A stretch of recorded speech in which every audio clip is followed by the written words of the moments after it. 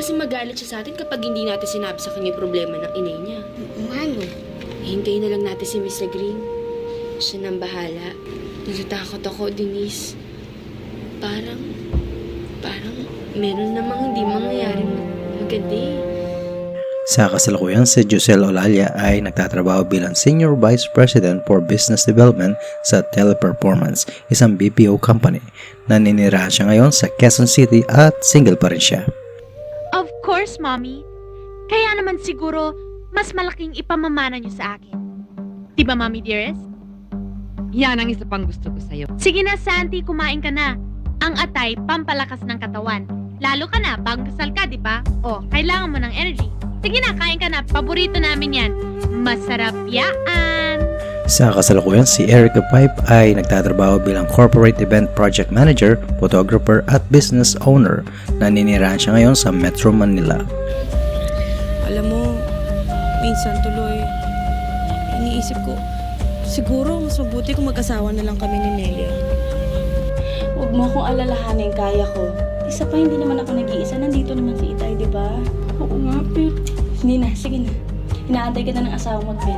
Sa kasalukuyan, si Farah Florer ay may 2 anak at nagtatrabaho bilang Business Support Manager sa iCore. Naninirahan siya ngayon sa Cavite at siya nagmamayari sa Belfort Baker. Bakit mo pa si Lorenzo? Malimutan mo rin ang lahat, Ariel.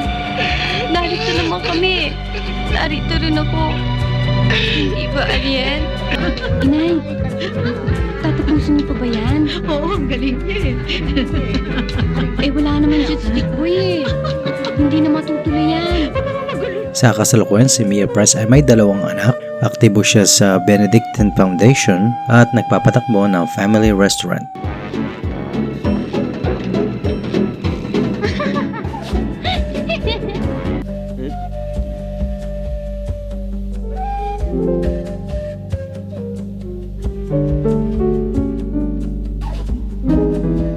Sa kasalukuyan, si Nini Jacinto ay naninirahan sa Carmona, Cavite kasama ang kanyang 4 na anak. Nagpapatakbo siya ng negosyo gaya ng laundry shop, water refilling station, computer shop, perfume line at spa. Ang kanyang asawa ay ang kasalukuyang CIDG NCR Chief Police Colonel.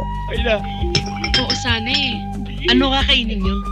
Kahit na ano, basta yung masarap. Good mother, good wife, career woman.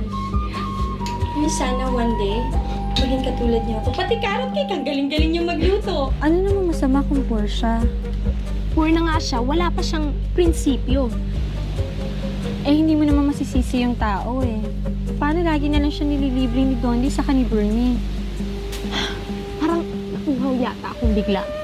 Sa kasalukuyan, si Lailani Navarro ay naninirahan ngayon sa Los Angeles, California. Nagtatrabaho siya ngayon bilang telemetry nurse sa Dignity Health California Hospital Medical Center.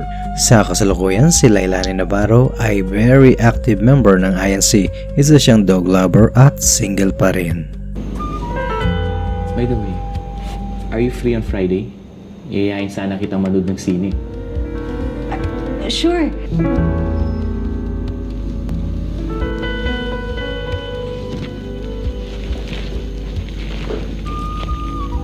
Si Dayan. Sa kasalukuyan, si Matt Mendoza ay isang public servant sa Puerto Princesa, Palawan bilang city councilor. Anak niya si Bea Mendoza, isa sa mga gumanap sa pelikulang I'm Perfect. eh hindi ako basta nangihipon ng... Eh siguro bibing ka pa. Tingnan mo to si Jerry, talagang ang hilig sa biskwit. Hindi man lang nahilig doon sa karne. Pinairal mo na naman yung pagkamanyak mo. Ako pare, the best talaga yung inimbestigahan ko kagabi. Magdamag, huli-huli. Sa kasalukuyan, si Leandro Baltimore ay naninirahan ngayon sa Paete, Laguna. Siya ang nagmamayari ng Obras de Paete, isang handicraft store ng religious sculptures, paintings, and wood carvings. Si Leandro ay aktibo pa rin sa TV at social media. Ikaw talaga, Chito. Pag inulit mo pa yan, pamamagain ko na yung nguso mo. Nandito si Tyson. Ano? Imbes na tawagin nila akong Han, Babe, o Love. Alam mo anong tawag nila sa akin? Tol, Chong, Pare. Isa nga pogi eh. Oo, tama ka dyan. At ipacheck mo rin ang utak mo para madalas na gumana yan, ha? Hindi lang dahil may special location. Sa kasalukuyan, si Vanna Garcia ay may 3 anak na sina Lucas, Ethan, and Tyler. Siya ngayon ay fashion and lifestyle content creator and style coach. Siya at ang kanyang pamilya ay naninirahan sa Metro Manila. At kahit kayo, pag nagkamali kayo, basag ang punong tenga nyo.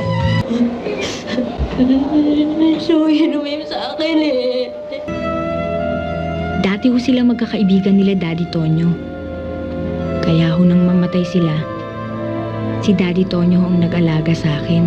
Sa kasalukuyan, si Ilona Jean Santos ay naninirahan ngayon sa Atlanta, Georgia. Isa siyang flight attendant ng Delta Airlines at financial advisor at insurance agent na nakabase sa New York. Meron siyang anak na si Juan Miguel sa una niyang partner. Engaged siya ngayon kay Derek Younger. Pero alam mo, Nilo, pag binabalikan ko ang buhay ko, parang radio play. Hindi ako makapaniwala na nabigyan ko ng magandang buhay si Inay.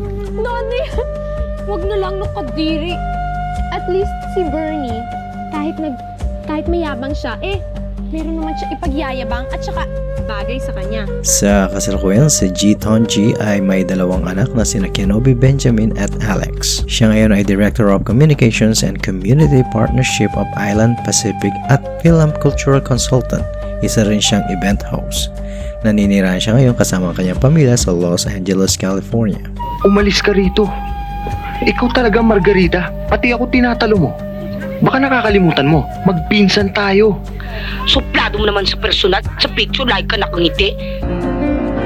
Just a smile away, just a smile away, a smile that blows a kiss into my heart. Sa kasalukuyan, si Jaime Garcia Torrena ay Head of Trade Finance sa Union Bank of the Philippines. Ikinasal siya noong 2011 kay Minok Anson at nagkaroon sila ng anak na si Andrea Victoria. Si Jaime at ang kanyang pamilya ay naninirahan sa Makati. Kung paninindigan mo yung gusto mo, siguro naman maintindihan ka niya. Kahit kailan naman ho hindi niya ako pinagbigyan sa gusto ko.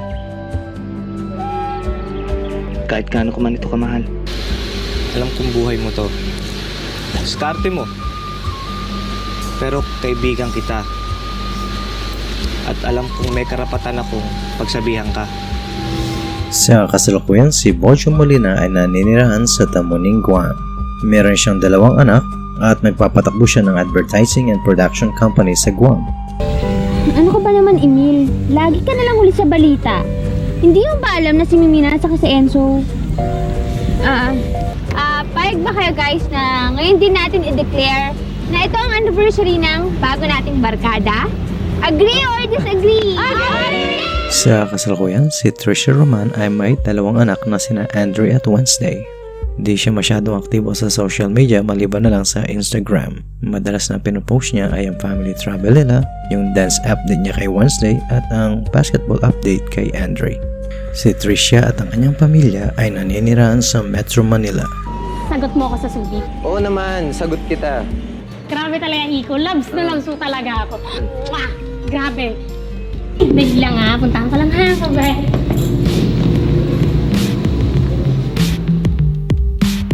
Sa kasalukuyan, si Rayleigh Valeroso ay may dalawang anak na sina Gabriel at Elise. Ikinasal siya noong 2017 kay Yana Besames. Siya ay nagtatrabaho bilang finance manager ng Fine Craftsman. Si Rayleigh Valeroso ay very active sa Freemason. Lahat na po na kay ate. Hindi ko naman kayang makipagkompetensya sa kanya. Hanggang wallet, mga pinaglumaan niya. Kahit kailan, wala pa akong gamit na masasabi kong talagang sa akin.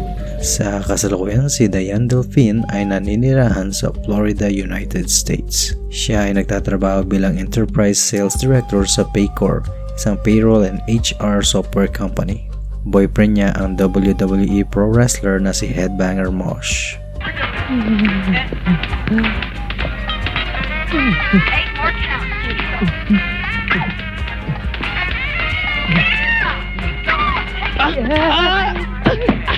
Don't worry, nabasa ko sa dyaryo na walang Pilipinong na disgrasya. Ang butsi mo, nagalino ko sa Iloilo, nakatuko diri sa Manila. Sa kasalukuyan, si Dale Villar ay nagtatrabaho bilang Executive Sales Manager sa Mercedes-Benz of Wilsonville. At isa siyang Director ng VIP Services sa Sweetheart Auto Group. Meron siyang 5 anak kay Megan Powers at naninirahan sila ngayon sa Portland, Oregon, USA. Kinikilig na ako. Naku, relax ka lang, Miguel. Hindi ba, matagal mo na siyang iniidolo. Hinahangan, tsaka sinasamba. Matutupad na yung pangarap mo magkita kayo ng personal. Maria! Oh, Baka gusto mo namang ibalik mo na lang sa akin ang pag-ibig mo. Popoy, mga pogi lang ang type ko. Bakit? Hindi ba ako pogi? Hindi! Sa kasalukuyan, si Beth Tamayo ay nagtatrabaho bilang executive assistant ng Sequoia Capital at isa siyang World Marathon Major Finisher. Si Beth Tamayo ay naninirahan sa Bay Area, California kasama si Sloan Isabel at ang kanyang husband na si Adam.